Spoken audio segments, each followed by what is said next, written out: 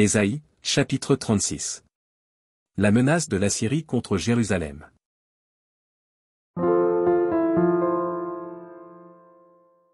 La 14e année du roi Ézéchia, Sanchérib, roi d'Assyrie, monta contre toutes les villes fortes de Juda et s'en empara.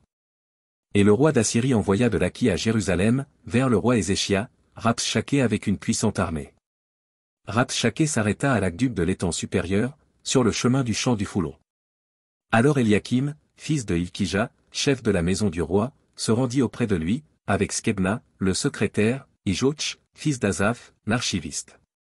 Rabshaké leur dit, dites à Ézéchia, ainsi parle le grand roi, le roi d'Assyrie, quelle est cette confiance, sur laquelle tu t'appuies? Je te le dis, ce ne sont que des paroles en l'air, il faut pour la guerre de la prudence et de la force. En qui donc as-tu placé ta confiance, pour t'être révolté contre moi? Voici, tu l'as placé dans l'Égypte, tu as pris pour soutien ce roseau cassé, qui pénètre et perce la main de quiconque s'appuie dessus, tel est Pharaon, roi d'Égypte, pour tous ceux qui se confient en lui. Peut-être me diras-tu, c'est en l'Éternel, notre Dieu, que nous nous confions. Mais n'est-ce pas lui dont Ézéchia a fait disparaître les hauts lieux et les autels, en disant à Juda et à Jérusalem, vous vous prosternerez devant cet autel. Maintenant, fais une convention avec mon maître, le roi d'Assyrie, et je te donnerai 2000 chevaux, si tu peux fournir des cavaliers pour les monter. Comment repousserais-tu un seul chef d'entre les moindres serviteurs de mon maître? Tu mets ta confiance dans l'Égypte pour les chars et pour les cavaliers. D'ailleurs, est-ce sans la volonté de l'Éternel que je suis monté contre ce pays pour le détruire?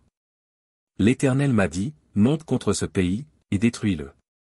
Eliakim, Skebna et Joch dirent à Rabshaké, parle à tes serviteurs en araméen, car nous le comprenons, et ne nous parle pas en langue judaïque aux oreilles du peuple qui est sur la muraille.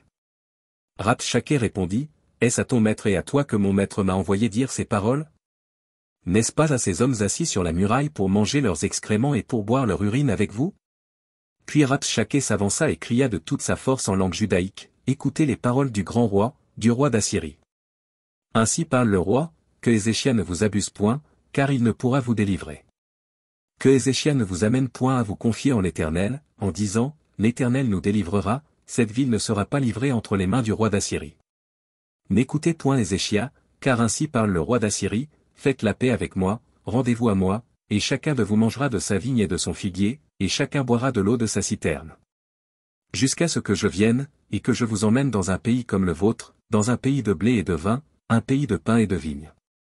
Que Ézéchia ne vous séduise point, en disant, l'Éternel nous délivrera. Les dieux des nations ont-ils délivré chacun son pays de la main du roi d'Assyrie? Où sont les dieux de Hamath et d'Arpad? Où sont les dieux de Sepharvaïm? Ont-ils délivré Samarie de ma main? Parmi tous les dieux de ces pays, quels sont ceux qui ont délivré leur pays de ma main, pour que l'Éternel délivre Jérusalem de ma main?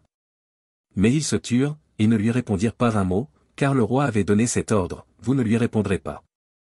Et Eliakim, fils de Hilkija, chef de la maison du roi, Skebna, le secrétaire, et Joch, fils d'Azaph, l'archiviste, vinrent auprès d'Ézéchia, les vêtements déchirés, et lui rapportèrent les paroles de Rabshaké.